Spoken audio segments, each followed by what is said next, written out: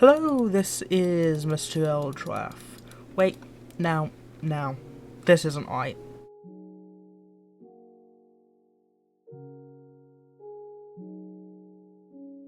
Now that's better. Welcome back to another video. So, I've seen a lot of people talking about the new drop system over the past few days since the Minecraft Live announced the new update, Chaos Cubed.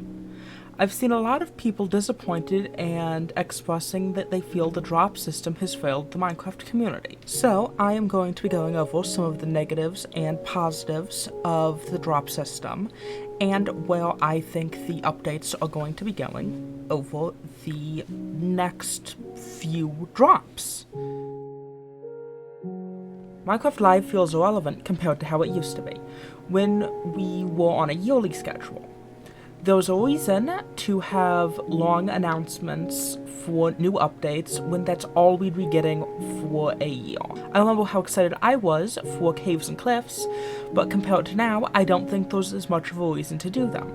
The entire event is pre-recorded and lacks the excitement that used to have because the scope of what's being updated is smaller.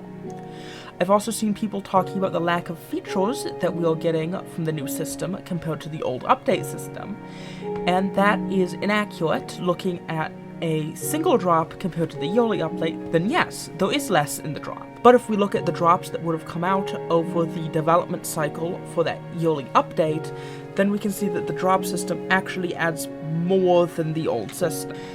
The drops don't feel as connected as the early updates. The small scope of the drops makes them more suited to smaller communities of players rather than the big yearly updates, especially on the later end of the development that overhauled entire aspects of the game, like the Nether update. And although it was broken, the Caves and Cliffs update also had massive overhauls to most aspects of the game that players interact with, whereas the drops feel like they don't necessarily connect to one another and are more for the subset of players, like the shelves were for the builders and the copper golems were for the redstoneers and the happy ghasts and new animals were for the explorers.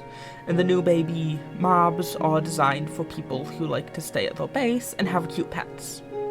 All of these are fun, but separately they don't feel as impactful as the yearly updates did.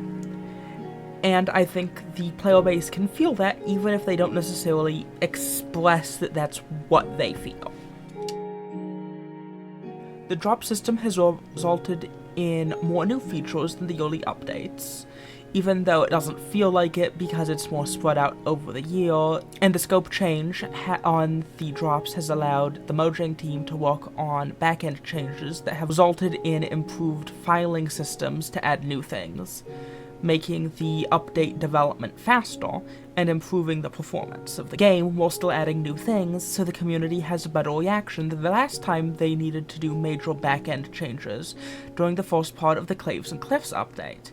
That resulted in it being split into multiple parts. Looking at what people have said about the new updates, Tiny Takeover has effectively doubled the performance of the game without mods. One of the changes the development team is working on is updating the rendering engine to something more modern, so that it can run vibrant visuals without the game lagging. If they had tried to do this all at once without the back of house work they've done over the past year and a half, it would have been much more challenging to implement. The whole thing with how the drop system works has resulted in a lot of smaller changes as well, and the focus of every update has accumulated to the point where they make the game feel much more alive. I think the two spring updates have been the biggest contributors to this, specifically the Spring to Life update.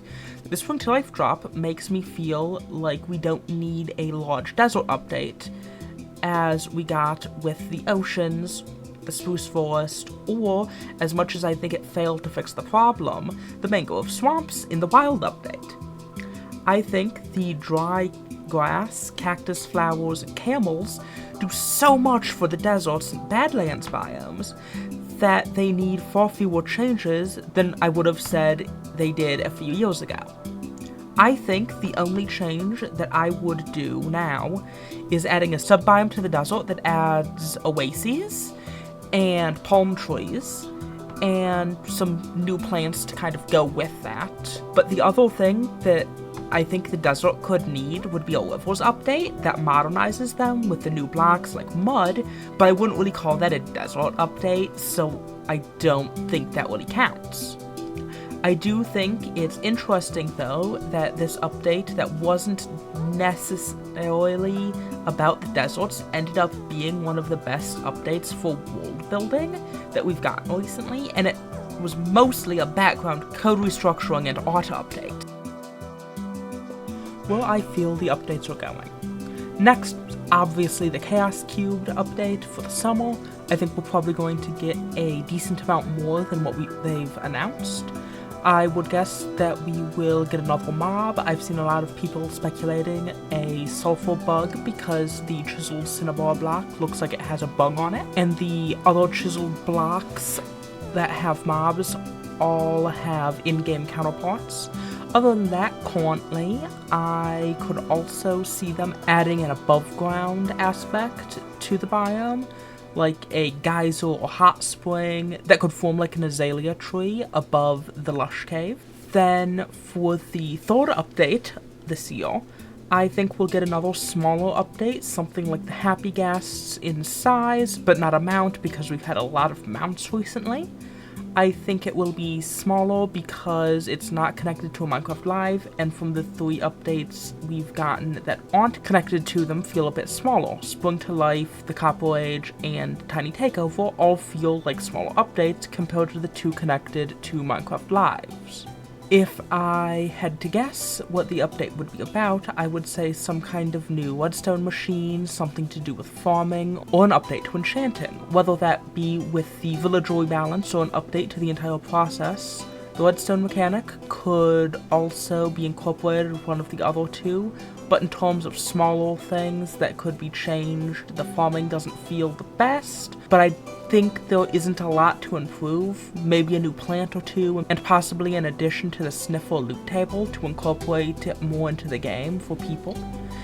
And the enchanting is something that Mojang has indicated they want to make better and not just a villager grinding exercise. Then we get the next Minecraft Live, and I think we're going to get an update to the Ancient Cities, coinciding with the Dungeons 2 game, which was teased in the trailer. And I think that the mini ARG people have been talking about is going to come back over the summer to hint to the Ancient City portal opening.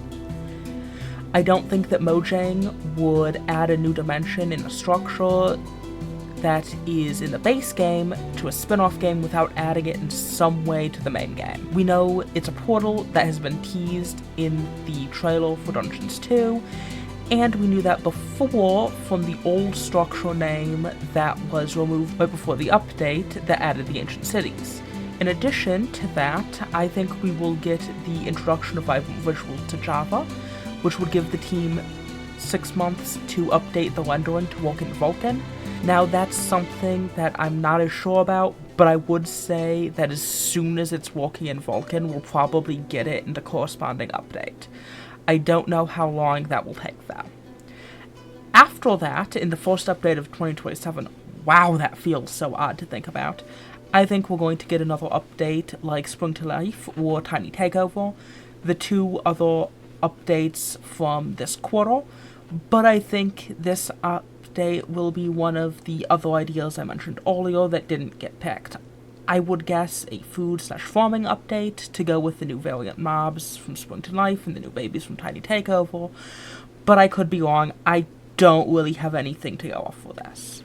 And then for the first Minecraft Live of 2027, I think we're finally going to get the end update that the community has been clamoring for. I also think the end will be a major part of the second Minecraft movie, and that is going to be why it releases then, because the second movie is currently set to release on the 23rd of July, 2027.